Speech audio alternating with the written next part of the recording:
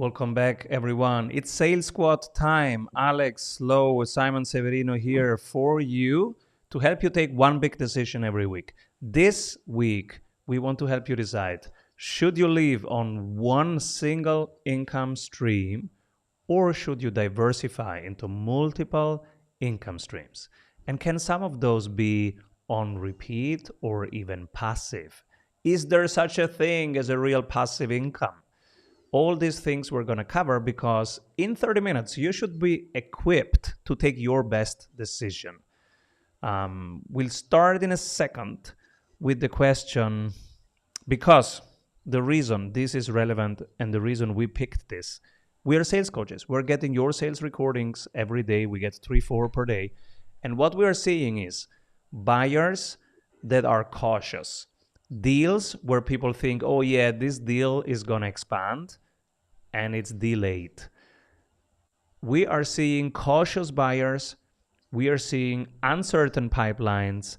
And so if you want to be ready for all weathers, for the sunny weathers, but also for the stormy periods, then it's one option to diversify into multiple income streams. Things like retainers, subscriptions, capital gains, affiliate sales, referral fees, rental incomes, dividend income, staking income, royalties, licenses.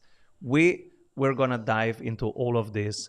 So make sure you have your drink in front of you and the next 25 minutes. Your attention is here because this can change your revenue situation.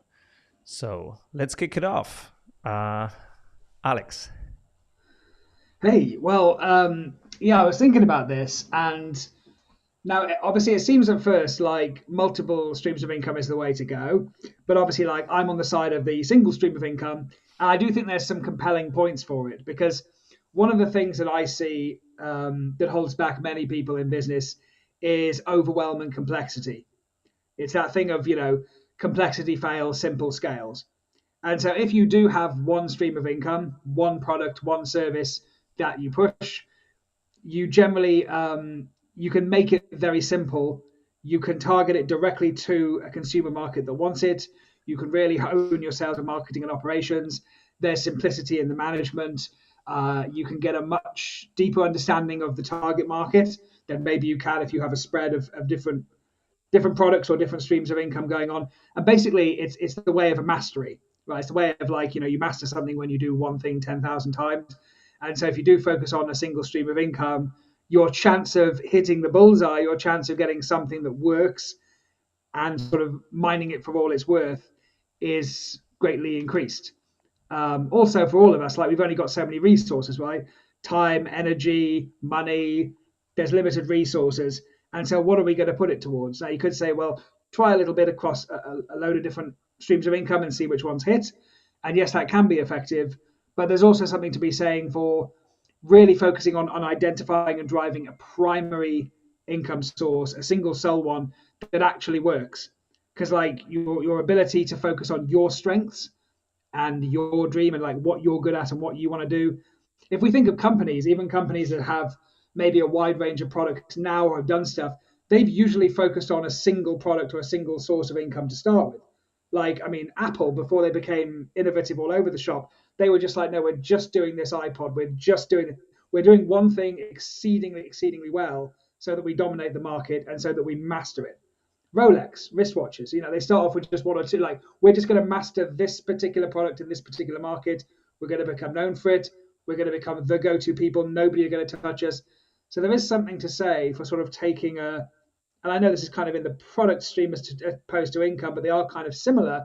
Choosing one source that you can master and go really deep on, and your chance of success and your chance of stability can be greatly improved. Now, obviously, there's risk management with single source. The market fluctuations, innovative fluctuations that could affect it. It's very dangerous in business to have one of anything, like one product, one main supplier, one main superstar employee. There's always a danger to that. But then, hey, I mean, business is a game of risk, right? And it's like you've kind of got to weigh the odds and take a gamble. Where And does also the there's complexity come from? I agree with you. mm, The single risk in the first years of any business is complexity. yeah. Where does complexity come from?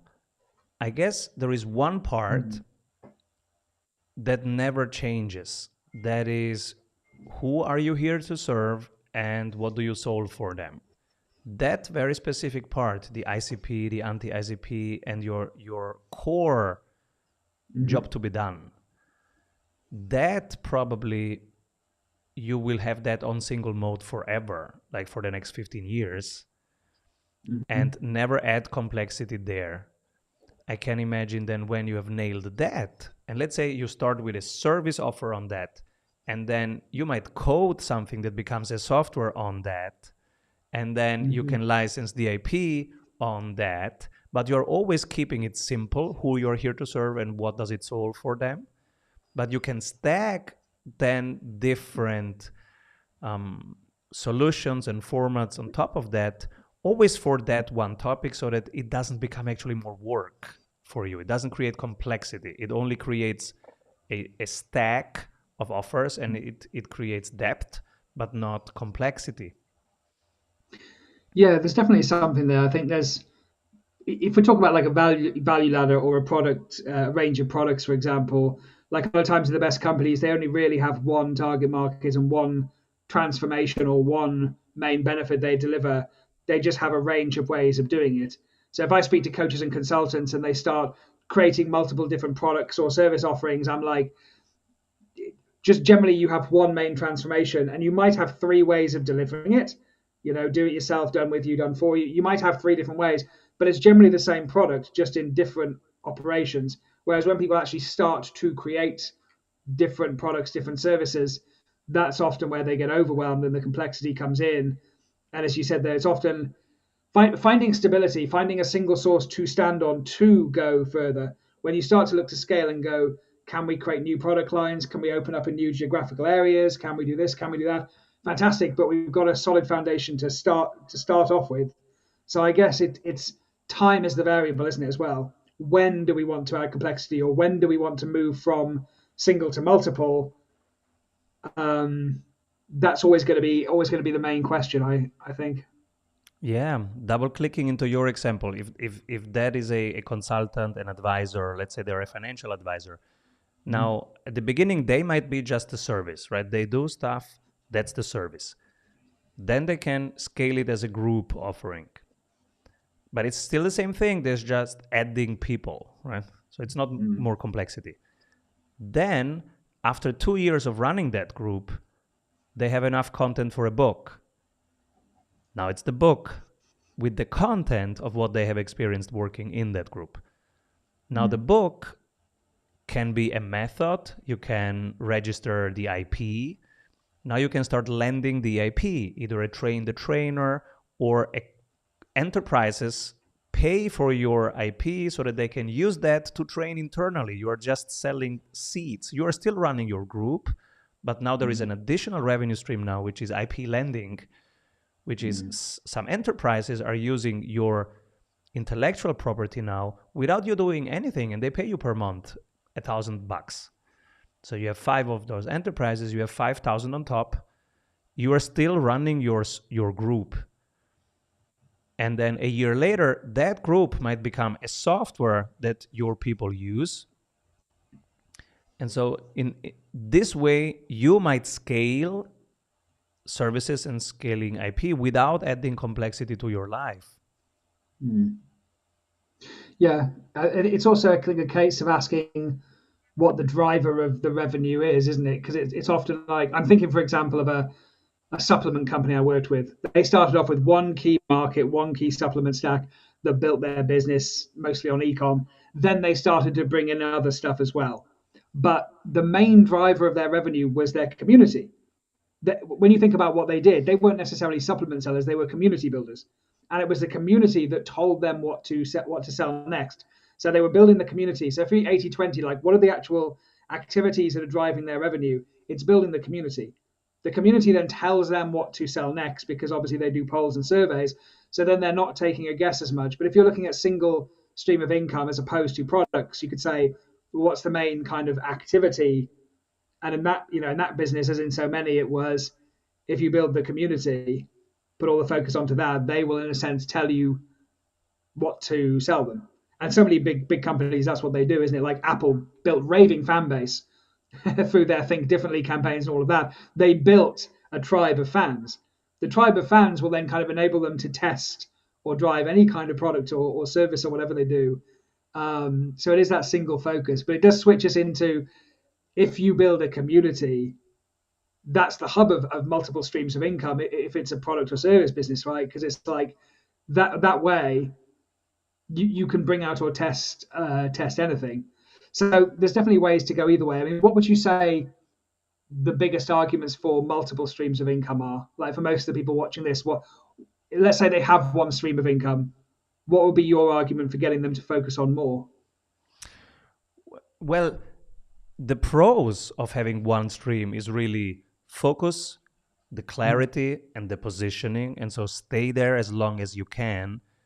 And when Yeah. that is dialed in and it's creating whatever it is, 500,000, 1 million per year for you, now Mhm. you can start stacking things upon it. Because now the moment is ripe for you to write down how things is done and to pull yourself out of operations. So what we would do is start writing down, okay, how do you do the marketing processes? How do you do the sales? How do you do the operations, the client delivery? And now starting pulling yourself out of it, because now it's not you anymore. It's not dependent on you. It's more than that. So you pull yourself out. And with that time, let's say you fire yourself from operations. Now you have 40 hours per week available. These 40 hours, I know from my own experience, you will fill them with something, because entrepreneurs, they love the game of building, of doing, of winning. We don't just go on Bora Bora and stay there for 6 months on the beach. We are not built for that. So after 2 weeks of beach, you go, okay, what can I build now? And this is when you can start stacking the next one thing.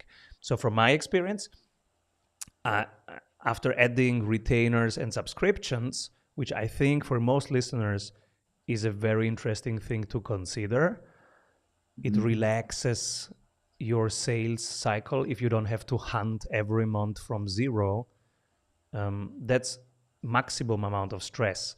If you have some recurring revenue already, so how can you put revenues to repeat revenues to recurring revenues? That's, I think, the step 2 to do.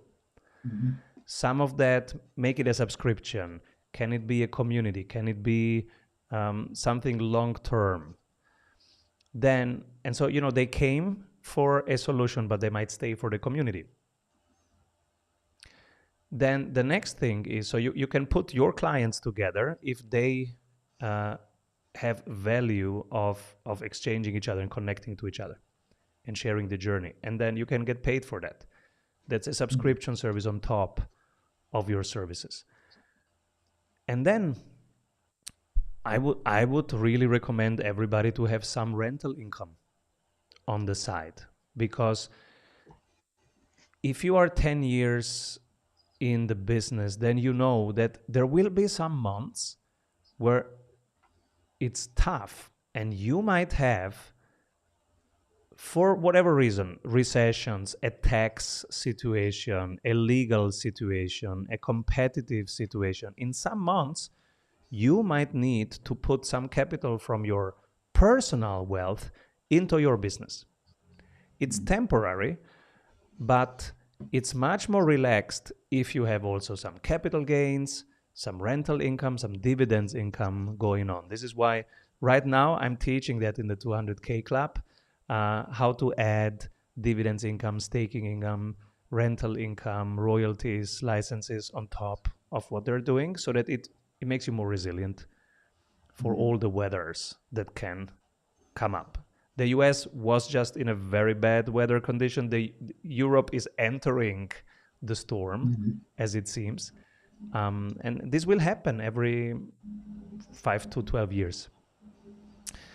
Then adding affiliate sales, adding referral fees. So I I send someone a client and I get 15% from that, or somebody sends me a client and gets 15% from that.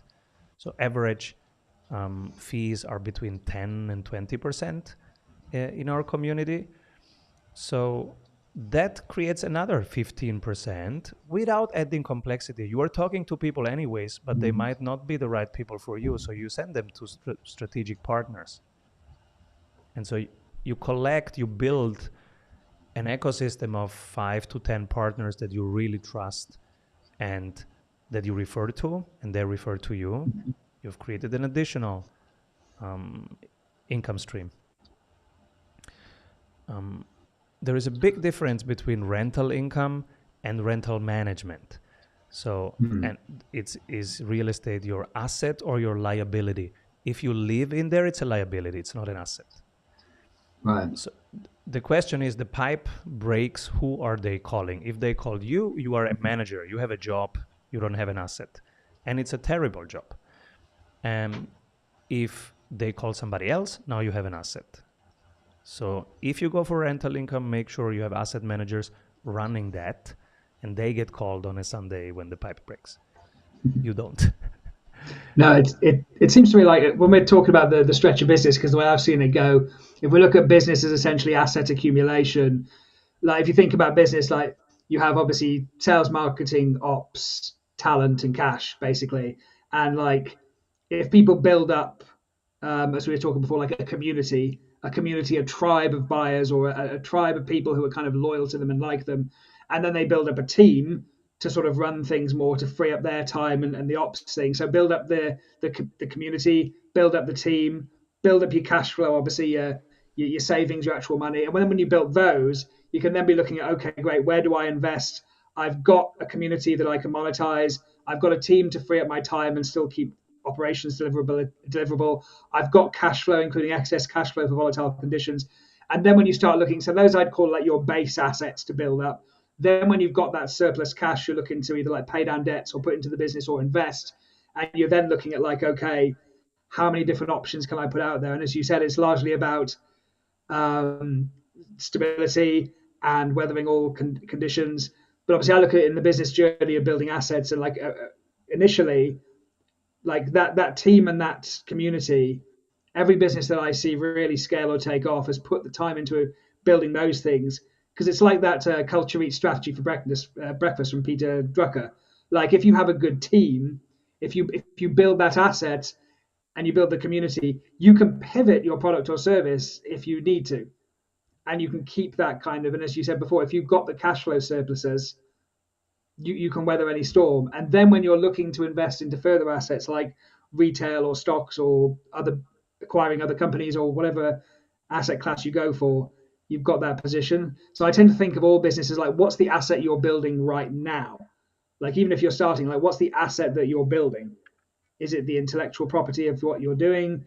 Is it the email list? Is it the like what's the current asset you're building and what's the asset you're going to build next? So for some people, they might have built like a sales and marketing asset, but they haven't built the team yet, or they built the team but they haven't properly built the cash flow systems because they're leaking cash all over the shop. When you get those things done, then as you said, it's like you can build out. So it's just part of the journey, is that you never stop this journey. You just go from one asset to another, and that's really where the fun starts.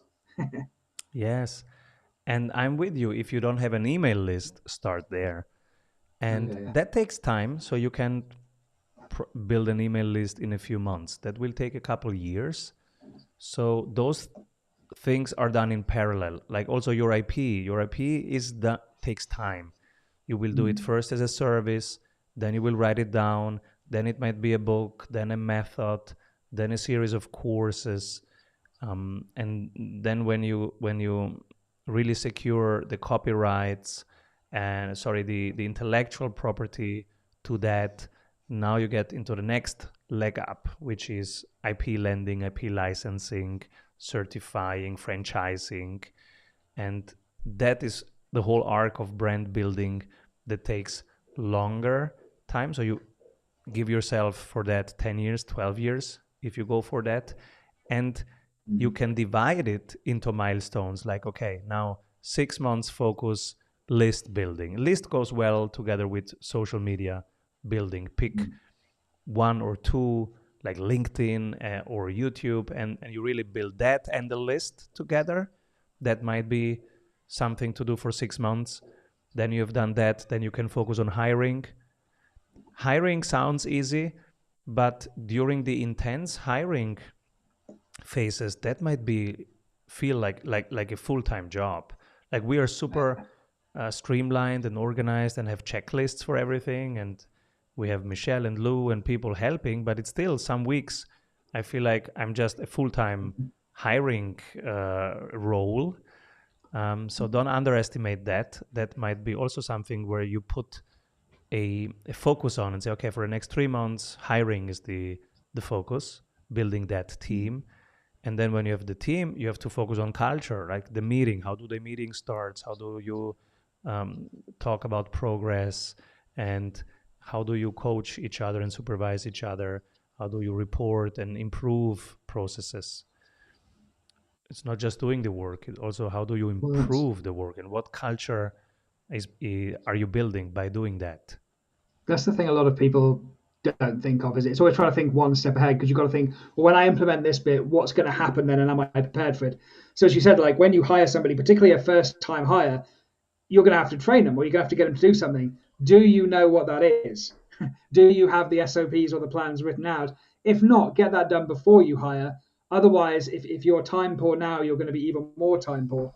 And then, as you said, when you get a member of staff on board, or maybe a couple, you've then got to think about culture and operations. And so, do you have that there? So you've always got to be thinking, what's the next thing when I've got this thing in place? So, like as you said before, when you've got investments in place, well, as you said, if you've got rental property, unless you hire a management company, you're suddenly going to be doing stuff. So you've got to think, when I've got this asset, what's the next step? What do I have to have in place to have it? So it's always kind of knowing or having an idea. This is why things like the 200K community, or being around people who've already kind of a different stage of the journey, because then you can see, oh, when I get to this stage of the journey, this is what I need to set up. I need to know these people.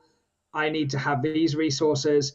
And of course, you can't know that unless you know people who are on that next step, because otherwise you'll hire, or you'll invest in an asset, or you'll roll out a thing, and then you'll suddenly realize, oh, I've created a million more problems for myself because I didn't know what had happened on the other side of this.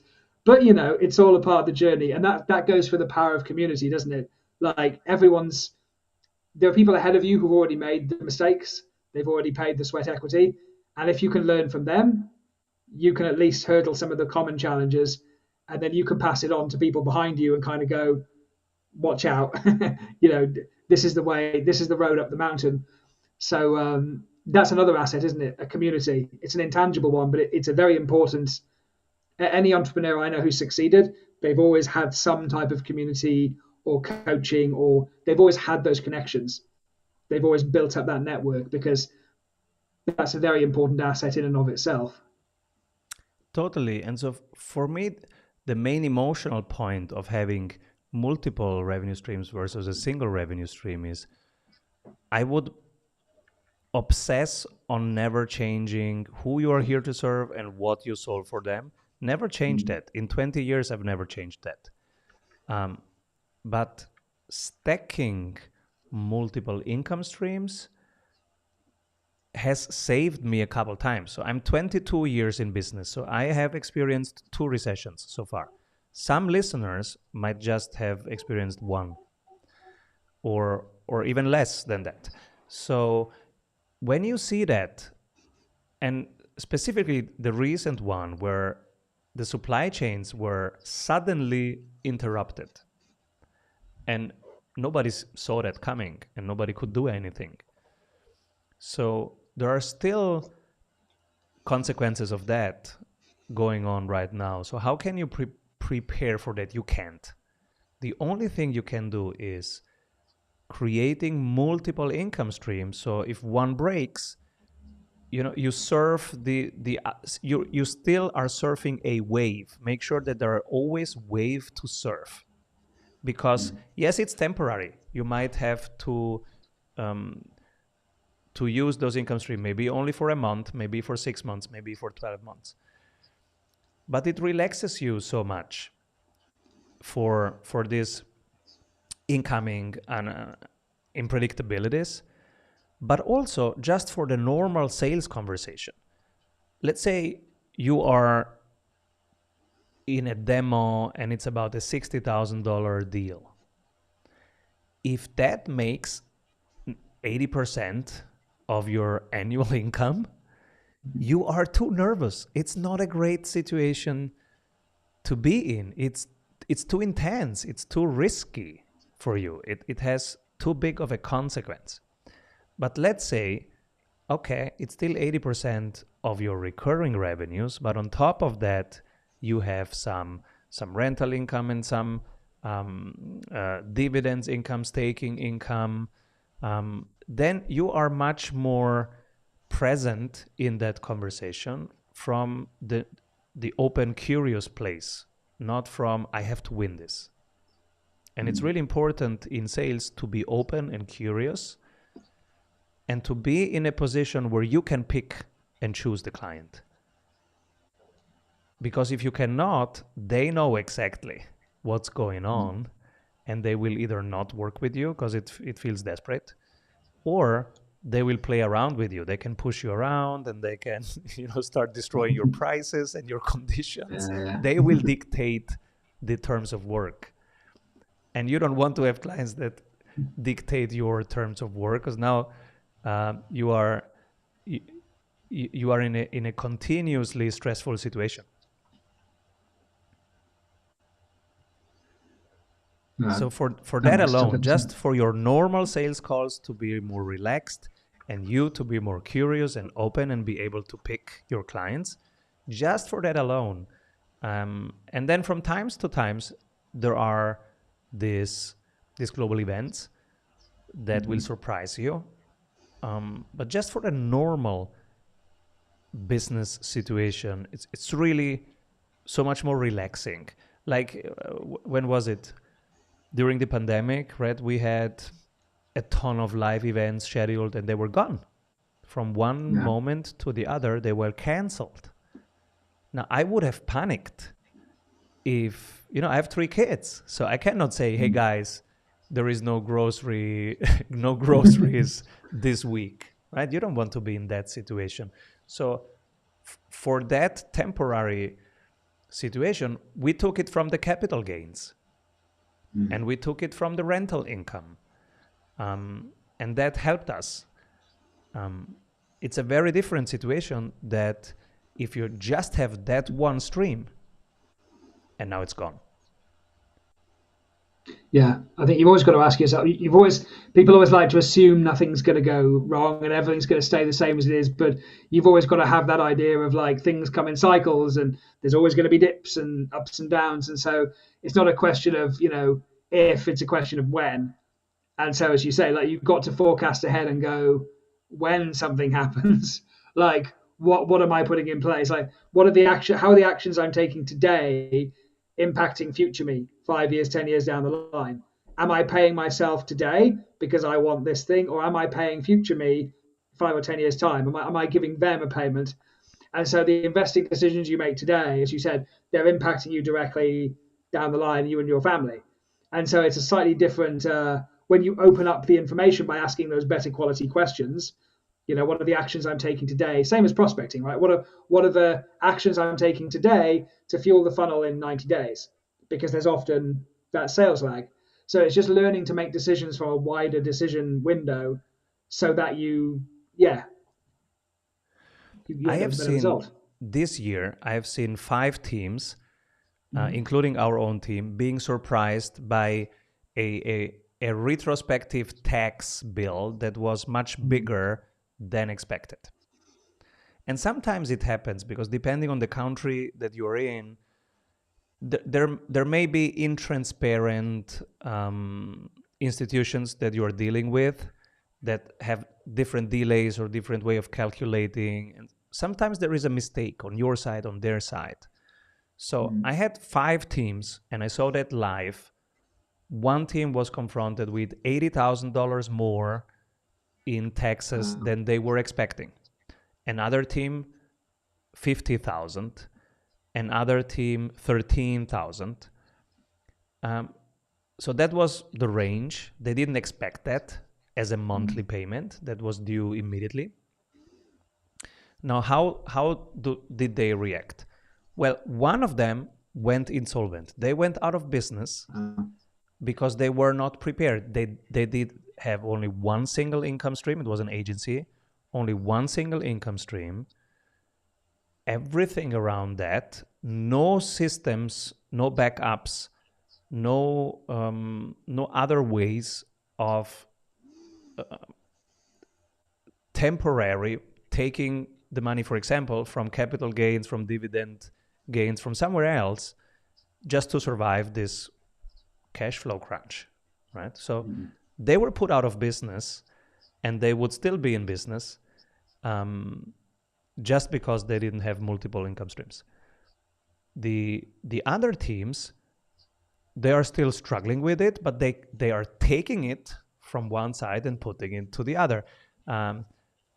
I was also surprised by a much bigger number. It was 25,000 that were, for me, coming out of nothing for 3 years ago. So there was a surprise of 25,000, and I just took it from the staking rewards from Solana, and it was easy. So I put it in 1 month from personal capital into the company, and the next month from the company back when the cash flow was there as things normalized. So it can be the same thing, right? Can break your neck, or can be just a spreadsheet exercise of 5 minutes. Sure. No, it's very valuable. I think we're definitely painting a picture of. I think what I said before about it's not necessarily if or either or. It's when. When should you pivot from one to the other? And it's probably almost certainly sooner than you think.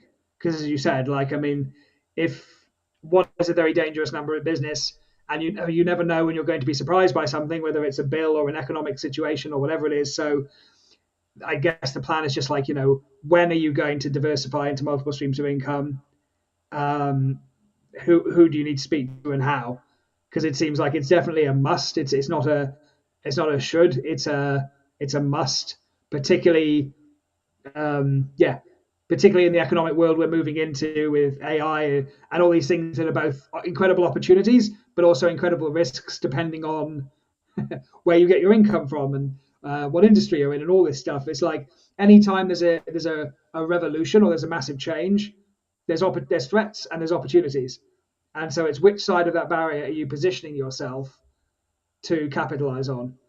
So with investing, I think a lot of that stuff's come up in terms of um, yeah, both making sure that you have that good foundational wealth, but also making sure you're set up for any economic situation. Yes, and we've learned from that. So, if listeners are wondering how did you do that spreadsheet thing, and how can how can I implement it in my business, I'm happy to share the spreadsheet. Just contact me on X at Simon Severino. I'm happy to share what we learned and how we changed our own cash flow management. Because basically, we started now paying everything up front, even if most countries will ask you like 6 months later or 12 months later to pay taxes. Nobody's hindering you to paying them upfront. So we have moved to a very proactive cash flow system where we pay everything to all institutions during the month, and so that there are no surprises, because those surprises can be challenging, especially for small and medium businesses. But you don't have to. You don't have to have that extra risk and volatility if you don't want to. And also in the 200K Club, in the Monday sessions, we're sharing now how to exactly build all those additional income streams. So this is also something that people can explore. It's strategysprints.com/JVC. Next week, we are talking about investing in your business versus investing in assets, which is still in this direction, but going deeper into what an asset building strategy is And if you build into the business, what is it? Is it the email list? Is it the team? What exactly would be investing in the business? Is it investing in marketing or in sales? How do you know the ROI of that? How do you take these decisions? So thank you everyone for listening to this episode. See you next week when we go into investing in your business versus investing in assets. Bye, Alex. Have a great day. Bye, everyone. See you guys. Bye-bye. Avoid trying to do thousands of things that doesn't work. We have 274 templates for your business success. Reach your ambitious goals with one-on-one sprint coach. We double your revenue in 90 days.